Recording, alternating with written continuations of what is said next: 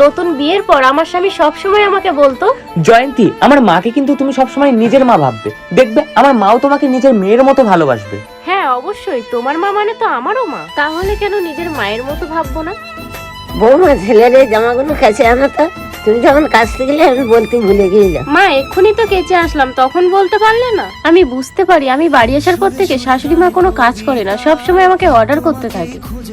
কি রে দিদি, কি করছিস? এই তো চেয়ারে বসে আছে। যখনই ফোন করি তখনই শুনি বসে আছিস। তোর বৌমা বাড়িতে কোনো কাজ করতে দেয় না তোকে, বল? বাড়িতে কি এমন কাজ? আমরা যখন বিয়ে করে আছি কত কাজ করেছি। এখন তো ছোট ফ্যামিলি, তখন ছিল জয়েন্ট ফ্যামিলি। তার তো এক ভাগও কাজ করতে হয় না, আমরা যত কষ্ট করছি। এখন করে বউরা কেন করবে না? নিজের মা সবসময় ভাবে আমি যে কষ্টটা করেছি সেটা যেন আমার সন্তানকে কখনো না করতে। আর শাশুড়ি মা ভাবে আমরা এত কষ্ট করে এসেছি, আমার বৌমা কেন করবে না?